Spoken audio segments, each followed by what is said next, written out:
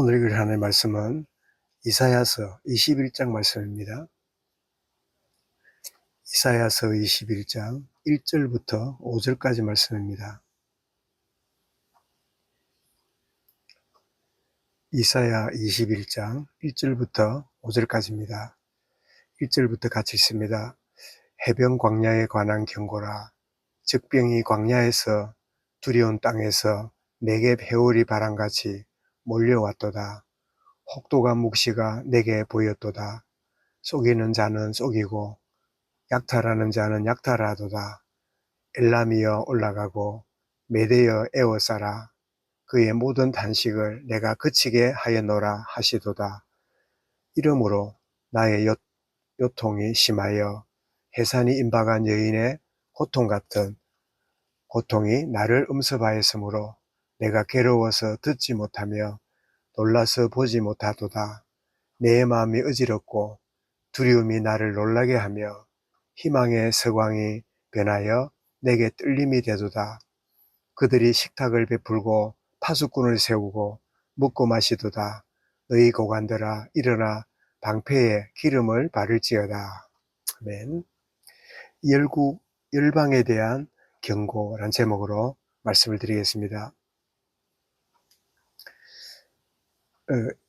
하나님께서는 이사야를 통해서 여러 나라들에 대한 심판과 그런 징계를 선포하고 계시는 내용을 오늘 21장, 22장, 23장에서 보게 됩니다. 강대한 저 북동쪽에 있는 바벨론 나라, 또 에돔, 또 아라비아 이런 강한 나라들이 힘을 발휘하고 또 약소 국가를 침입하고 그러고 있을지라도 아무리 강한 나라라도 하나님이 그 나라들을 통치하시는, 간섭하시는 하나님이심을 보여줍니다.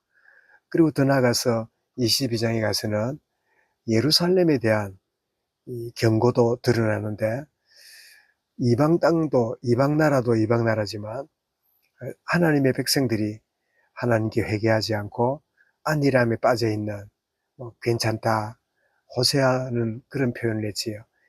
뒤집지 않는 전병 같도다. 이런 전병 그러면 우리 흔히 하는 말로 부침개지요. 위에는 아직 밀가루가 익지 않아서 괜찮다 괜찮다 하지만 밑에는 타고 있는, 그래서 안일에 빠진 모습을 그렇게 표현했는데, 그 예루살렘이 참 하나님께 회개치 않고 안일에 빠져 있는 여기에 대해서도 경고하고 있음을 보게 되고, 더 나아가서 이 두로라고 하는 나라도 교만에 빠져서 자만에 빠져 있는 그 곳을 향하여 하나님 심판을 경고하는 그런 내용을 보게 되는데, 그래서 우리는 이 말씀을 통해서, 이사야의 선포를 통해서 하나님은 지금도 전 세계를 통치하고 계시고, 그리고 모든 권력자들을 하나님이 주관하고 계심을 우리에게 깨닫게 합니다. 그들이 회개하고 겸손해지면 구원해 주시지만, 그러나 회개치 않고 자만에 빠져 있으면 심판하게 되고, 그래서 참 하나님을만을 의지하는 것이 가장 안전한 것이다 하는 사실을 이 선지서를 통하여 보여주고 계시고, 지금도 모든 열국에 시간이 더뎌 보이고 안타까워 보일지라도 하나님 반드시 자신의 계획과 섭리 가운데 주관하고 계심을 보여주는, 그래서 잠언 3장 5절 6절에 보니까 너는 마음을 다하여 여호와를 신뢰하라. 너는 마음을 다하여 여호와를 신뢰하라.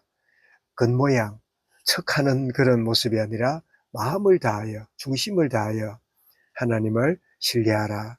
시편 20편 7절에다 보면 병거를 의지하고 말을 의지하고 사람을 쫓아가지 말고 하나님의 이름을 자랑스럽게 여기고 그 하나님 이름을 온전히 의지하라 라고 말씀하고 있음을 보게 됩니다. 오늘 그래서 찬송드렸던 370장에 주 안에 있는 나에게 딴 근심이 있으랴. 나는 주님 안에 있고 그 주님이 내 안에 계시는 이런 가운데 있다면 딴 근심이 있으랴. 우리가 근심 있는 이유는 나는 홀로고 내가 뭘 해야 되고 나의 능력과 나를 쳐다보고 있으니까 늘 근심 속에 있지만 내가 주님 안에 있고 주님이 나 안에 있다는 걸 알면 근심할 필요가 없지요. 그러면서 십자가 밑에 나아가 내 짐을 풀었네. 이절에도 그 두려움이 변하여 내 기도 되었고 우리가 두려움이 끊임없이 찾아오지요. 염려 걱정이 찾아오지요. 그러나 참 그것이 주 안에 있는 나이기 때문에 그 모든 것을 주님께 기도로 맡기는 전날의 한숨 변하여 내 노래 되었네. 참 한숨만 쉬고 염려 걱정 속에 살았던 내가 주님을 찬양하는 그런 인생이 되는, 그리고 3절에 내 주는 자비하셔서 늘 함께 계시고 내 궁핍함을 아시고 늘 채워주시네. 우리의 필요를 아시는 하나님이 때를 잘 태우시는, 먼저 그의 나라와 그의 일을 구하면 이 모든 필요를 채워가시는 그 하나님임을 우리가 알게 되지요. 4절에 보니까 내 주와 맺은 언약은 영불변하시니 우리는 때때로 내 행위를 보고 환경을 쳐다보고 여러 상황을 보고 참 우왕좌왕하고 있지만 하나님은 허락하시는 언약을 우리에게 하시는, 너는 내 것이다. 내가 지명하여 너를 불렀나니 너는 내 것이라. 내가 너와 함께한다. 너와 동행한다. 너를 떠나지 않을 것이다. 너는 내 자녀라. 너 하나님의 사람아. 하나님의 속한 사람, 하나님이 책임지는 사람, 하나님이 동행하는 사람이다. 이 언약 영불하시다. 그 나라 가기까지는 늘 보호하시네. 그래서 후렴에 주님을 찬송하면서 할렐루야 할렐루야 내 앞길 멀고 험해도 나 주님만 따라가리. 주님과 동행하는 이 신앙의 참 고백을 보게 되지요. 참 우리 선지서를 읽어가면 때로는 좀 이렇게 멀어 보이고 좀 어렵게 여겨지지만, 왜냐하니까 성경 자체의 그 이 배경이나 역사를 좀 이렇게 섭렵하지 않으면, 좀 이렇게 점검하지 않으면 조금 동떨어진, 지금 우리가 살아가는 가운데 말씀과 조금 동떨어진 것 같은 그런 부분을 느끼기 때문이지요.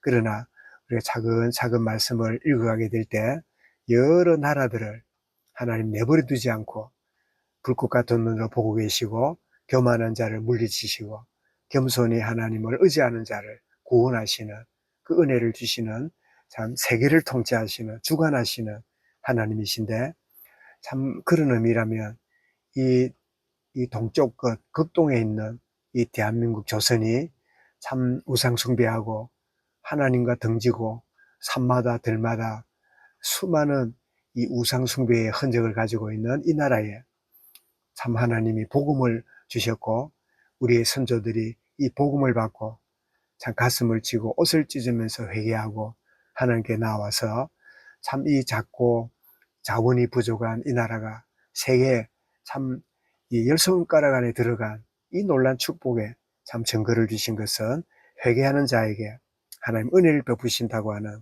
그 대표적인 한 나라가 우리 대한민국이고 이 나라가 아닌가. 우리 주변에 우리 아는 것처럼 이 가까이에 이토록 참 복음이 열기가 있고 세계 선교회 숫자로는 미국 다음으로 2위지만 인구 비율로서 선교사 파송 그 비율은 세계 1위가 되어 있는, 이토록 참 복음의 빛인 잘 알고, 그리고 이 복음이 다시 역수출되어서 서쪽을 향하고 서쪽을 향해서 참 이 아시아와 또 아프리카와 유럽과 미주와 모든 곳곳마다 참 선교사가 한국 선교사가 나가지 않는 곳이 없을 만큼 이 복음의 왕성한 이 나라가 된 것은 참 하나님의 세계 일국을 통제하시는 가운데 이 조선이 하나님을 사랑하고 하나님께 회개하고 하나님께 무릎 꿇을 때 베푸신 은혜의 정인의 나라가 대한민국이 아닌가.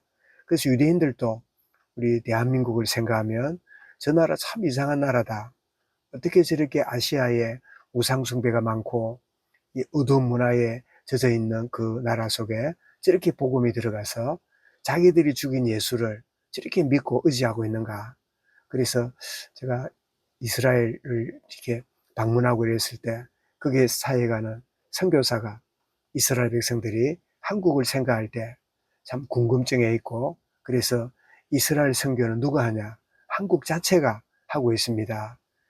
이스라엘이 한국을 생각할 때 너무 신기한 나라, 참 연구 대상인 나라라고 여기고 있습니다.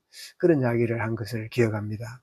정말 오늘도 하나님 우리 개개인을 주관하실 뿐 아니라 세계 일국을 통치하시고 간섭하고 계시는 전쟁과 기근과 지진과 여러 가지 고통 가운데 있지만 하나님은 모든 걸 내다보시고 때를 따라 역사하시는 그 하나님, 열국과 세계 열왕을 참 다스리시고 경고하고 돌아오면 용서하시고 은혜를 베푸시는 그 하나님, 오늘도 하나님 전 세계 지구촌을 은혜를 다하시고 하나님이 주관하시고 인도해 주시며 나의 교회와 내 개인과 가정과 우리 자녀와 내 산업과 모든 일에 하나님의 간섭하심 속에 승리하며 나가는 오늘 순간순간이 되게 하여 주옵소서.